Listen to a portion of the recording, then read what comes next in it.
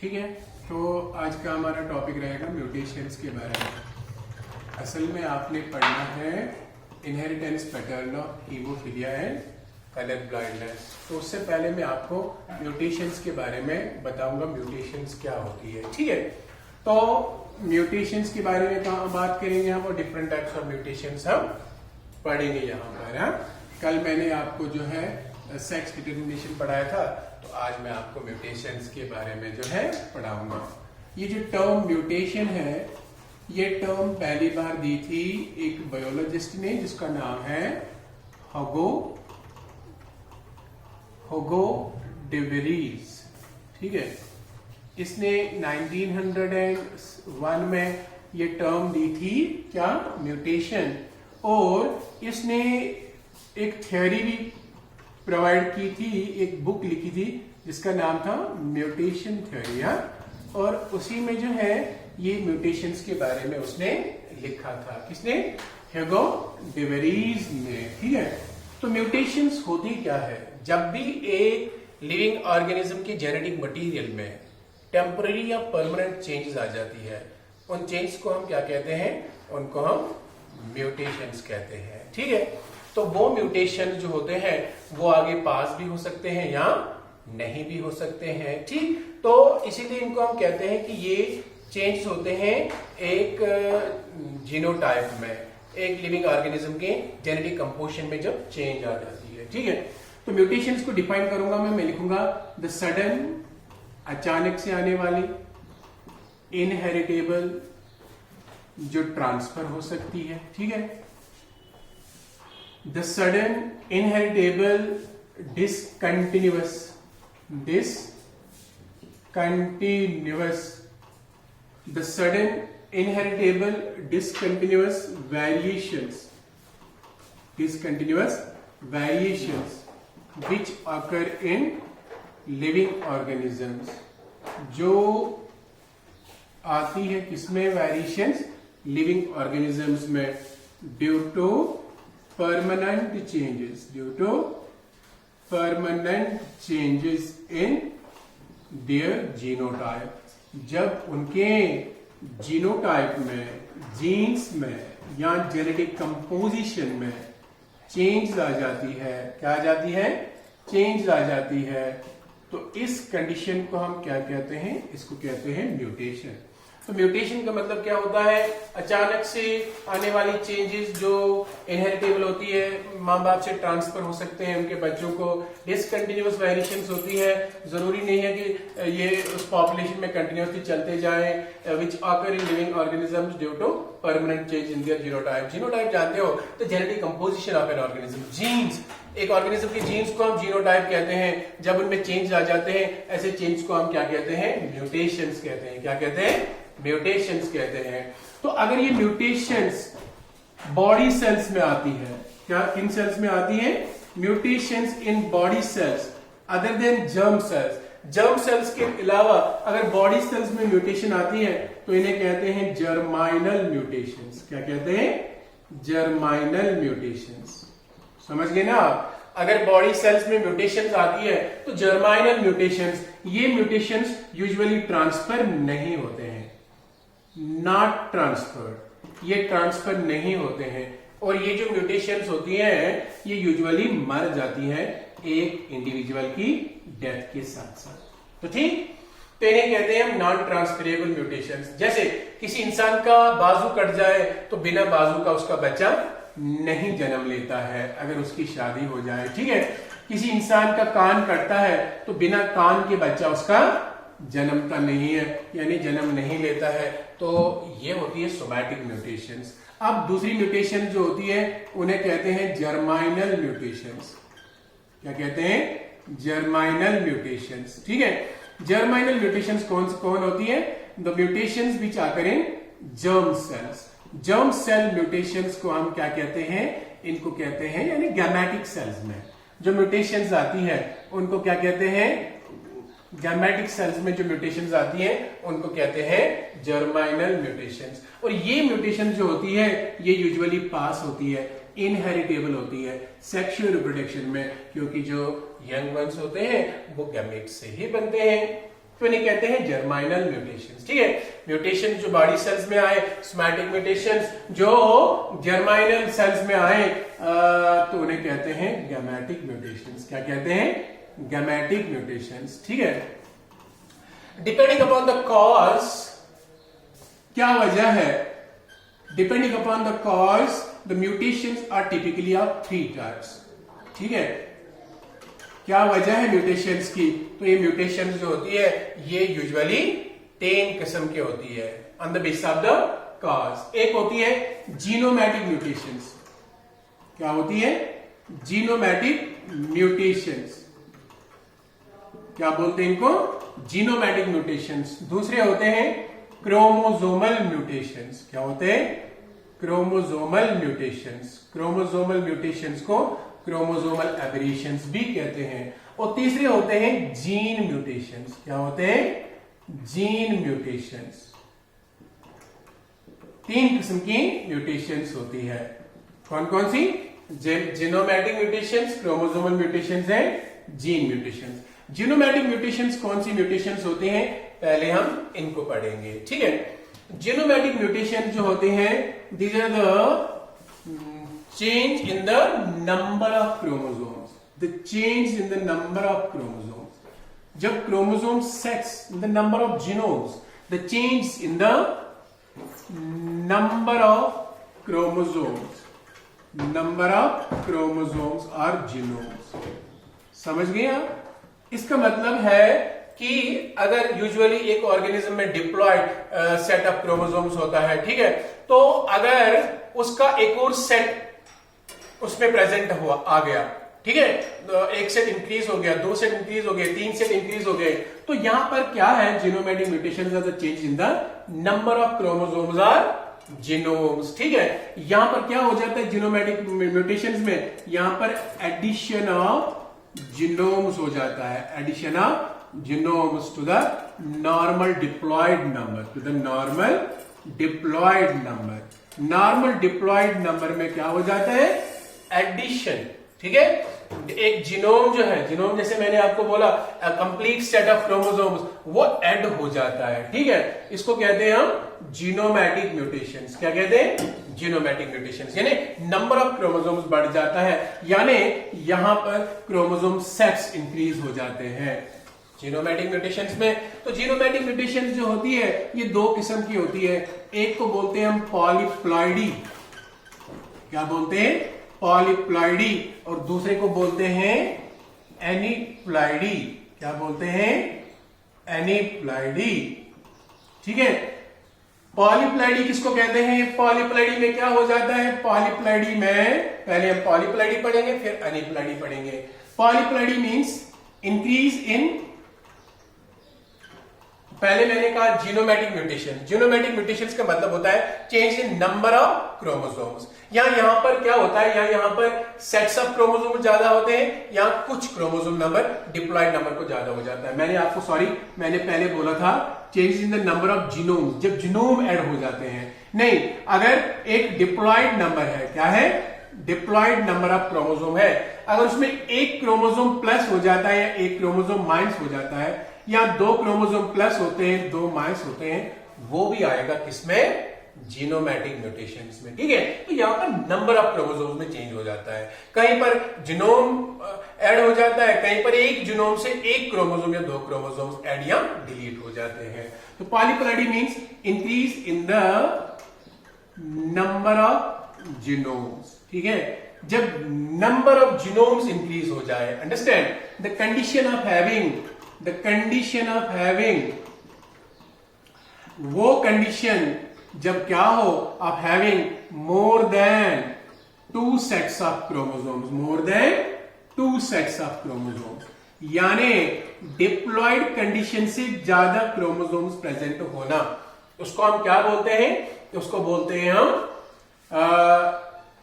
Polyploidy. क्या बोलते हैं?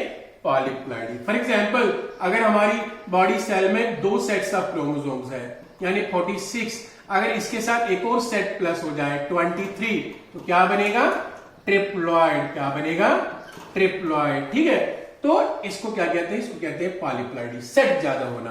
प्लस 1 हो जाए या 2 हो जाए या 3 4 5 6, अंडरस्टैंड, ठीक है, 5 तो 4 तक हो जाता है, तो इसको कहते हैं पॉलीप्लॉइडी। पॉलीप्लॉइडी ज्यादातर प्लेट्स में, क्रॉप प्लेट्स में होती है। किसमें होती है? क्रॉप प्लेट्स में पाई जाती है। और ये पॉलीप्लॉइडी कैसे होती है दुनिया में, क्यों number of sets of genomes क्यों इंक्रीज हो जाते हैं, ये कैसे होती है? आप जानते हो बच्चों, जब भी माइटोसिस या मियोसिस होता है, सपोज माइटोसिस में लास्ट वाला स्टेज जो आपने क्लास 11th में पढ़ा, एनाफेज होता है। क्या होता है? एनाफेज। तो एनाफेज में क्या हो जाता है, ये क्रोमोसोम सेट जो डबल हुए होते हैं वो सेपरेट हो जाते हैं, अलग अलग हो जाते हैं। तो यहां पर एनाफेज में नॉन डिसजंक्शन होता है। क्या होता है? Non disjunction. अब वहां पर क्या होता है? यूजुअली डिसजंक्शन होता है, क्रोमोसोम्स अलग अलग होते हैं। तो कभी कभी ऐसा होता है नॉन डिसजंक्शन ऑफ क्रोमोसोम्स हो जाता है, वो अलग नहीं हो जाते हैं। तो एक कंप्लीट डबल सेट जो है वो एक सेल में चला जाता है, ठीक है, एक गैमेट में चला जाता है एनाफेज के टाइम में, ठीक है। फिर उसी गैमेट का फ्यूजन जब दूसरे के साथ होता है तो ट्रिप्लॉइड कंडीशन होती है, या डबल सेट का डबल सेट से हो जाए तो टेट्राप्लॉइड होता है, ठीक है।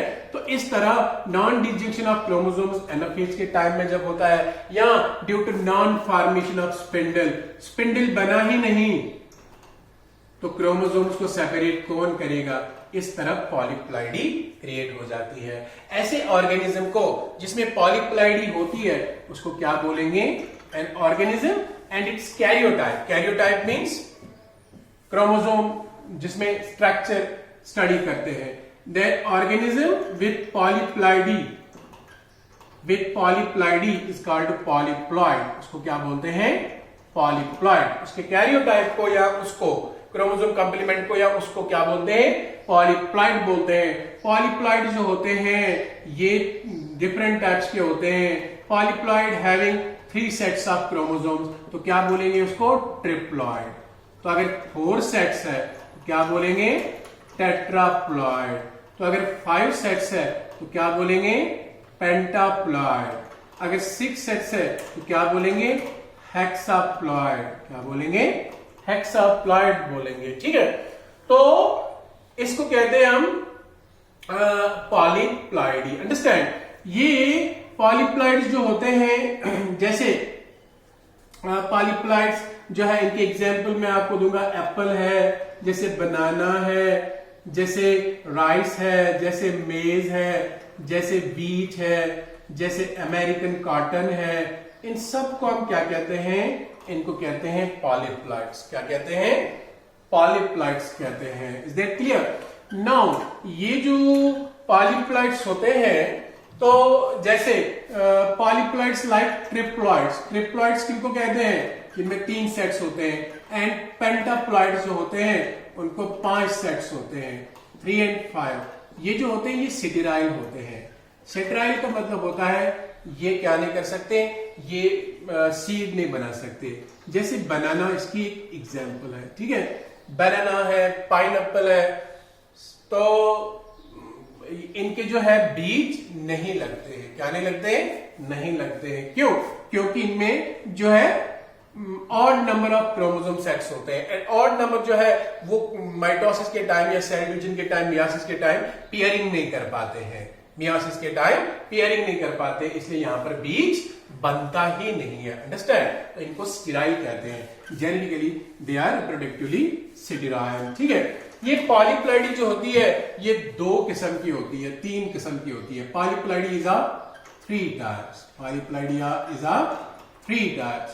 नंबर 1 होता है जिसको कहते हैं ऑटोपॉलीप्लॉइडी। क्या कहते हैं? ऑटोपॉलीप्लॉइडी। दूसरे किस्म को कहते हैं एलोपॉलीप्लॉइडी। क्या कहते हैं? एलोपॉलीप्लॉइडी। और तीसरी किस्म को कहते हैं हम ऑटो एलोपॉलीप्लॉइडी। क्या कहते हैं? Auto allopolyploidy. Now listen to me. Autopolyploidy, autopolyploidy का मतलब होता है numerical increase of same genome. Numerical increase of same genome. जब एक ही किस्म के जीनोम में, यानी एक ही स्पीशीज में, जो एक ही पॉपुलेशन के ऑर्गेनिजम्स है, जब उनमें इंक्रीज हो जाए सेम जीनोम, उसको बोलते हैं ऑटोपॉलीप्लॉइडी। तो numerical increase of same genome is called autopolyploidy. For example A. अब देखो इसमें एक ही किस्म का जीनोम है ए, और वो 3 बार रिपीट है, इसको बोलेंगे ऑटोट्रिप्लॉइड। क्या बोलेंगे? ऑटोट्रिप्लॉइड। अब कोई ए भी हो सकता है, इसको बोलते हैं ऑटो टेट्राप्लॉइड। क्या बोलेंगे? Auto tetraploid. ठीक है, तो फॉर एग्जाम्पल दिस ऑटोपॉलीप्लॉइडी किसमें होती है? This is found in rice and मेज। ठीक है, इसमें क्या होती है? ऑटोपॉलीप्लॉइडी होती है। लेकिन राइस और मेज दोनों में बीज बनते हैं, यूजुअली ये ऑटो टेट्राप्लॉइड्स होते हैं। क्या होते हैं? ऑटो टेट्राप्लॉइड्स। ठीक है, ऑटो टेट्राप्लॉइड्स जो होते हैं वो कॉमन होते हैं, वो ज्यादा पाए जाते हैं। ऑटो ट्रिप्लॉइड्स और ऑटो पेंटाप्लॉइड्स ज्यादातर पाए नहीं जाते हैं। ऑटो टेट्राप्लॉइड्स जिनमें 4 सेट्स ऑफ क्रोमोसोम जो होते हैं वो प्रेजेंट होते हैं। तो जब न्यूमेरिकल इंक्रीज हो जाए सेम जीनोम का, इसको क्या कहेंगे हम? इसको कहेंगे ऑटोपॉलीप्लॉइडी। क्या कहेंगे? ऑटोपॉलीप्लॉइडी। दूसरा होता है एलोपॉलीप्लॉइडी। एलोपॉलीप्लॉइड, ऐसे ऑर्गेनिज्म को क्या कहेंगे? एलोपॉलीप्लॉइड। एलोपॉलीप्लॉइड जो होता है ये डेवलप हुआ होता है बाय क्रॉस ब्रीडिंग से। क्रॉस ब्रीडिंग का मतलब जानते हो आप बच्चा? जब एक स्पीशीज के ऑर्गेनिज्म को दूसरी से ब्रीड किया जाता है। It is developed by cross breeding followed by doubling of genome. उसके बाद डबलिंग हुआ होता है जीनोम का, इसको बोलते हैं एलोपॉलीप्लॉइडी।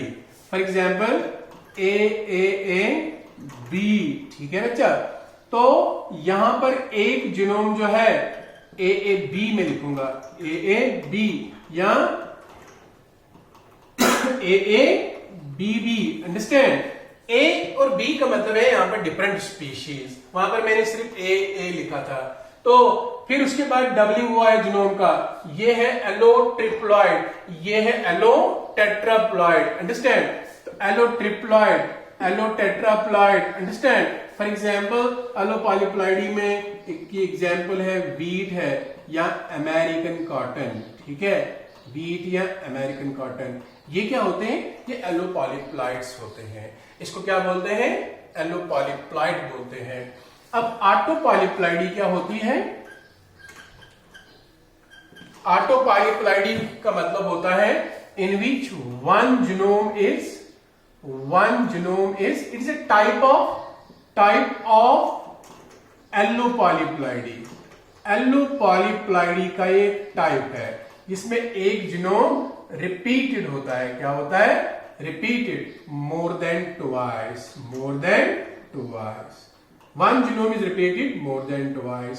तो A B, this is a case of autopolyploidy. किसका केस है? ऑटोपॉलीप्लॉइडी का। ठीक है, तो अब हम पढ़ेंगे aneuploidy. What do you mean bye?